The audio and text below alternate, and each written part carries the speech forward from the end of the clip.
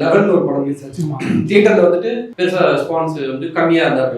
OTT வந்ததுக்கு அப்புறம் பெரிய மேசிவ் அப்புறம் அவரை கூட்டு வச்சு நிறைய பேர் இன்டர்வியூ எடுத்தாங்க. அப்ப அவர் சொன்னது என்னன்னா பெரிய பெரிய ரிவ்யூஸே பெருசா வந்து அந்த படத்தை ரிவ்யூ பண்ணாம போனதெல்லாம் நடந்துச்சு. ஸோ அப்படிங்கும் இப்போ ரீசெண்டாக வந்து பார்த்தீங்கன்னா கிஸ் படத்தோட டைரக்டர் சத்யஷுமே அதான் சொன்னாரு. என் படத்தை நிறைய பேர் பார்க்கவே இல்லை. கிஸ் வந்து சின்ன படமா? பெரிய படம்.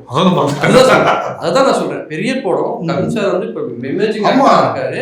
பட் அவர் டைரக்டர் என்னோட படத்தை நிறைய பேர் போய் பார்க்கல, அது என்ன பிரச்சனைன்னு அவராலேயே கெஸ் பண்ண முடியல. வந்துச்சு ஓடிடி வந்துருக்கு, நிறைய பேர் பார்த்து தியேட்டர்ல எனக்கு பார்க்க வரையிலே வெளியில் ரொம்ப கவலைப்படுறேன் அப்படிங்கும்போது உங்களுக்கும் அந்த பயம் இருக்கா? கிரியேட்டரா டைரக்டரா இருக்கா? அதான் அதை கரெக்டாக கிராக் பண்ண முடியல. இப்போ ராஜ் என்ன சொன்னதுன்னா, இப்போ ஒரு மலையாள படத்துக்கு வந்து நம்ம ஜட்ஜ்மெண்ட் இல்லாமல் ஓப்பனாக நம்ம போகிறோம்ல, படம் வந்து நல்லா இருக்கும் கேள்விப்பட்டாலே நம்ம அங்கே ஆடியன்ஸு க்ரௌடுக்குள்ளாரு.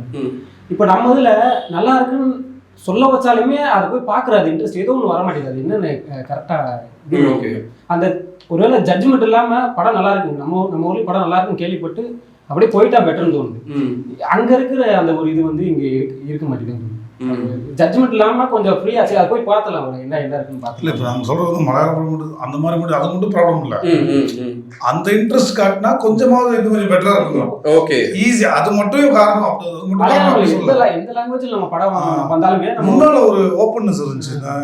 லாக்டவுனுக்குலாம் முன்னாடி ஒரு புது படங்கள் வந்துச்சுன்னா போய் பார்க்கணுங்கிற ஆர்வம் வந்து எல்லாத்தையும் இருந்துச்சு. இந்த ஓடிடி கொஞ்சம் கொஞ்சமா பெருசானதுக்கப்புறம் போகாட்டி பரவாயில்ல ஓடிடியில் வரும்னு பார்த்துக்கலாம் அப்படின்னு ஒரு ஃபீல் இருக்கு.